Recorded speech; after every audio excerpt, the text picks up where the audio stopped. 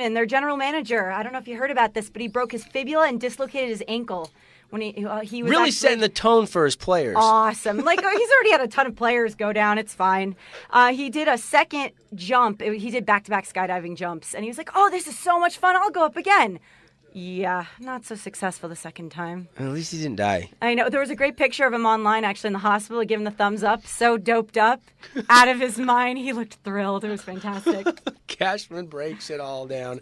Nice work, Cashman. Oh, boy. That's a good thing he doesn't have to do much but sit on his computer and analyze. What does he do all day? What do general managers do in Major League Baseball?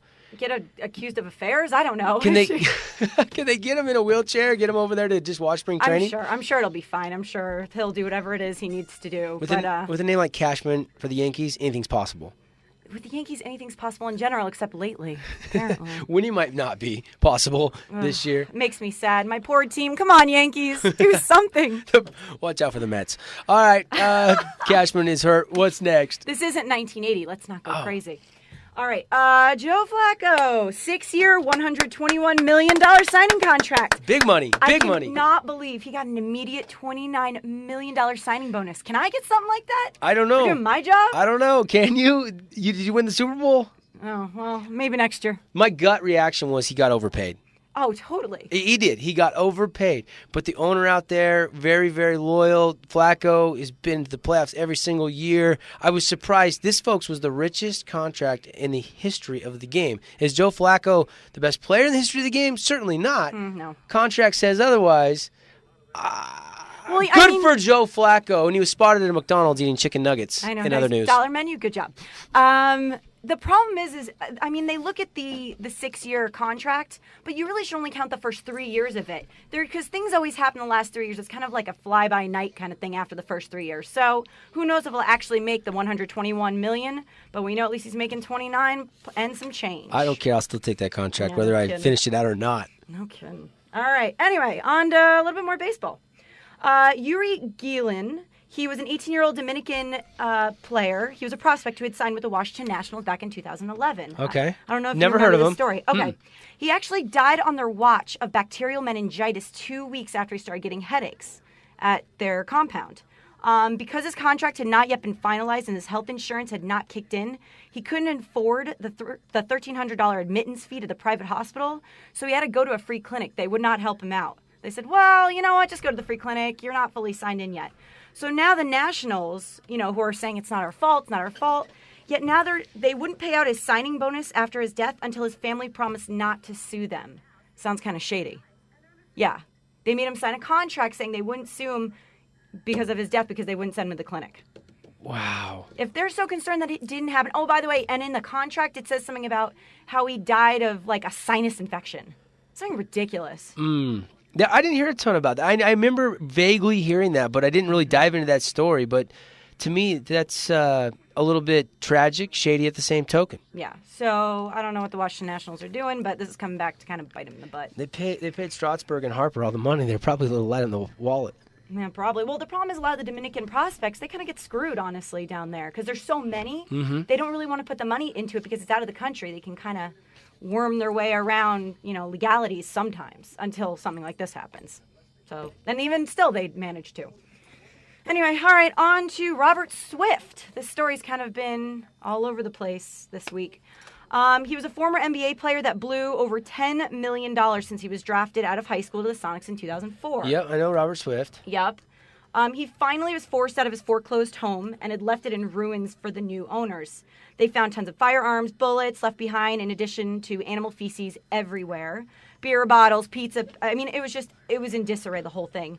And it had been him and his girlfriend living there at the time. The saddest piece about this is not only do they not know where he went, they have no idea where he is, they just figure he's under the influence of drugs somewhere, is that he left all this memorabilia from when he played, including unopened scholarship notifications that he never even opened from colleges. Really? So he left signed things. I mean, everything from his career. Schools like UCLA, Kansas, Washington. I read that article. That's amazing. I know. I don't think he has his priorities straight. You think? And there was pictures that they had posted, and, I mean, the house was just in ruins. But, I mean, that's definitely the saddest part about it is he was so out of it, he left all of his stuff from his career.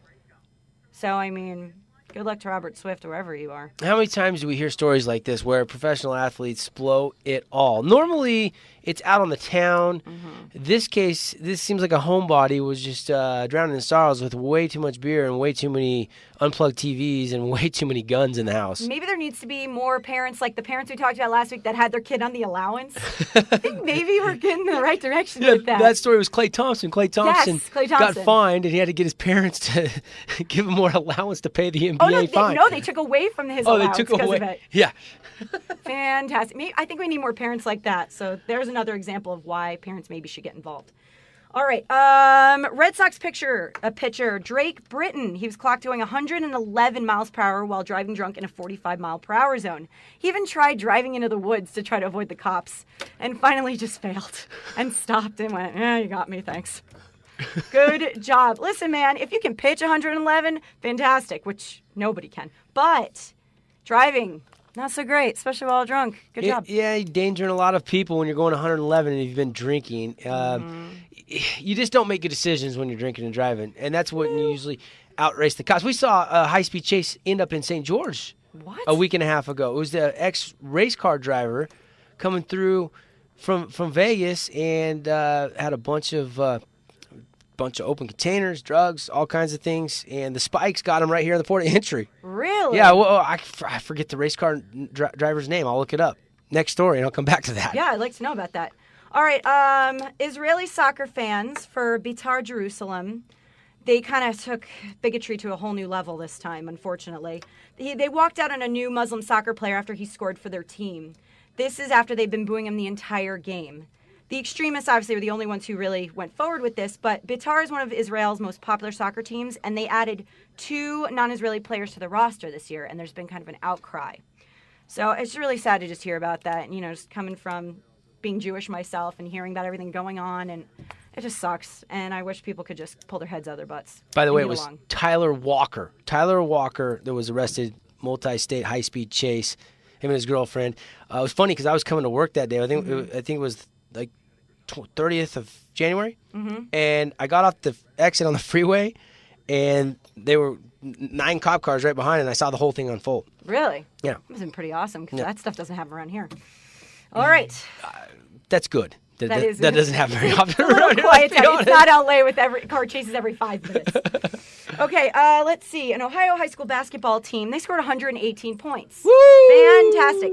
But then their own coach attacked their performance regarding their defense for giving up 98 points. Coach Bob Krzyzak, I don't know, said that they played one of the poorest defensive games he has ever coached. Can you imagine what he would have said had they lost? That's a tough dude, man, right there. He said a single-game record, 118 points. We don't care about the record. Your defense is terrible. The eternal perfectionist. Can't you enjoy it just a little bit? I know. And so apparently he just, ripped him a new one in the locker room. It's just sad, honestly. Give them 2 minutes. They did awesome. You made national headlines, my friend. Congratulations. Congrats. Fantastic. Good job. A Manchester United fan was so upset by a player getting a red card in England that he called the British version of 911 to report that a crime had been committed.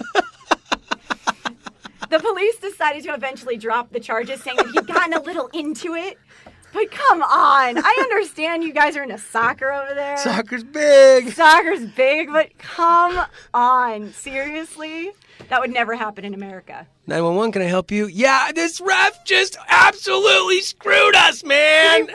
I don't know what he was thinking. I spilled my beer. No, seriously, slide tackle and it was clean. Oh, my God. No, it'd be a pint. At least nobody got hurt in this soccer story. Sometimes you hear even worse stories where... Oh, where that one soccer player... I actually just started reading about this right before I came in. He's accused in Spain... He's accused of having his best friend chop up and kill his ex-girlfriend and feeding it to dogs or something. I didn't even get a chance to look at the name, but It's a pretty big story out there. Yeah, this one's a lot funnier and a lot more lighthearted than that. I prefer these lighthearted ones versus the insanity going on nowadays. Okay. 1982 letter from Joe Paterno to a player has surfaced regarding how disappointed he was that the player cheated Penn State out of, get ready for it, $12.99 from a hotel bill during the Fiesta Bowl that year. So, it shows online, like, pretty much, and it goes through about him going on and on. You have a responsibility. It really doesn't show it's not great for you as an adult. Please pay the school back because they're now out $12.99 for your hotel bill, like room service. And so it's interesting to remember because everything that's gone on with Joe Paterno the past year or so, just remember who he used to be and who he used to be thought of as like an old-timey grandpa kind of guy that everyone just kind of looked up to. So it's sad that it went from this, where it's sweet and funny, to what his legacy is now. Back in '82, I mean, you could fill up a couple takes of gas with $12 and some change. Oh, I mean, that was a lot more money back, but still, really? Yeah. Please pay it back. Please pay it back. And it said at the end something about, I know you won't pay it back because now you've matriculated, but just know it's going to be in your soul the rest of your life. Oh, my goodness. I was like, come on, dude. It's $12.99. I'm actually not disappointed I missed that story. I know. My listeners, how ridiculous you're is that? welcome. Yeah, anytime. I'm here to bring you the total ridiculousness of the sports world. Let's see. Let's go on to Dennis Rodman. Oh, he's back 2 weeks in a row. Oh, man. There he is. This is fantastic. He just keeps bringing the laughs and the fun. Go, Dennis Rodman. Ambassador Rodman. What have you done for the world lately? Exactly. Let's see. He was reportedly kicked out of the Time Hotel in Midtown Manhattan Sunday after spending hours at the restaurant loudly telling anyone that would listen what a great guy the North Korean dictator was, and was waving around a signed copy of Kim Jong-un's manifesto. Now, should we mention that he's going back to North Korea to try to broker peace talks? Right, that's right. But this is only after he finishes partying with the strippers in Miami, of course. Like, strippers, peace talks, totally go hand in hand. Maybe you should bring the strippers with him. I think that would help barter our peace talks. Just saying. Get a little slice of life over there. And folks, he's not joking. This is true. This is actually happening. Rodman did stop by the club after the North Korea trip. Should we be fooled by this? I mean... Fooled by what? The stupidity of it all? I know. I don't get it. I don't understand this. What is Rodman doing? What is he doing? What is he thinking? You know what? We never know what Rodman's doing anyway. I mean, there's just been so many situations. When I lived in LA, my ex at the time, he ended up going out with them for a couple nights, ended up having a bodyguard for Rodman because he was so out of control, and almost got his face punched because Rodman was so insane. I mean, the whole thing, the dude is just nuts off his rocker. David Stern would say this is ridiculous. Yeah, there's I don't even think that word's strong enough. I mean, Rodman has no business meeting someone with human rights on his head or nuclear testing in the way. I mean, HBO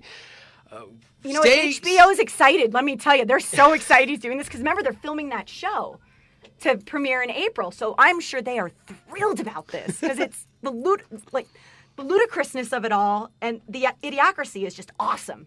David Stern, by the way, did actually say that this was ridiculous. And I know a lot of people think commissioners should stay out of this, and Rodman's not in the league anymore, but I think Stern is actually right on this one. Oh, he's right on the money on this. So whatever anyone wants to say about this, it's stupid. We all know Rodman is crazy. Anything he does is for usually money and attention. We can't really take this guy serious. I gotta wonder what he's getting paid to broker this friendship with the dictator. You know what I mean? You gotta wonder what he's... The dictator's probably scared of him, said, I'll meet him as long as he doesn't hurt me. I don't think he's scared of anybody. Look at this shoot. I don't know.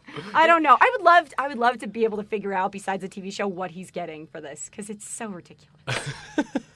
Anyway. We have some smart people out there in the human race. Yeah, fantastic. And in other news. One last story. It's also North Korea, but it's an awesome North Korea story.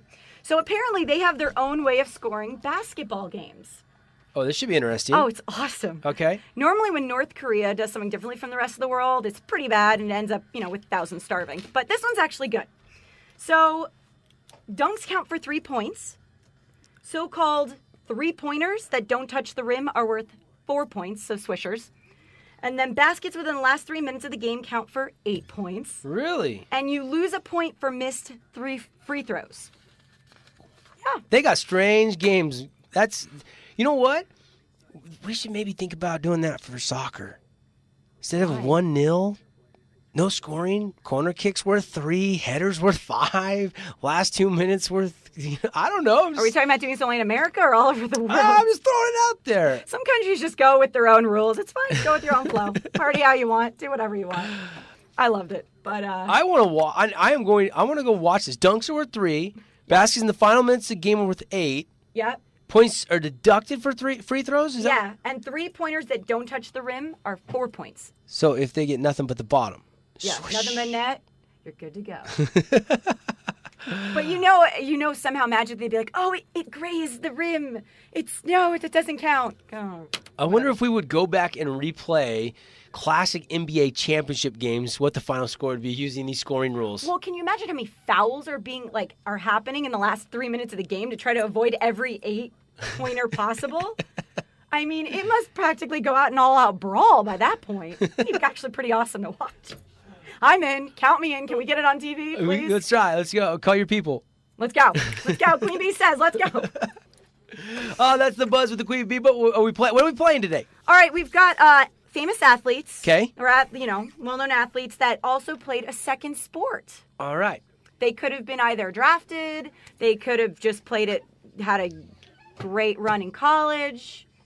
So 2 sport athletes. 2 sport athletes. So we're going to give them one. They have to figure out what the other sport was? They have, and for some of them that are, pretty straightforward, I want you to also, as a part 2, guess what team. What team? They got drafted. All right, I got some prizes. Let's get some calls coming in. 6-7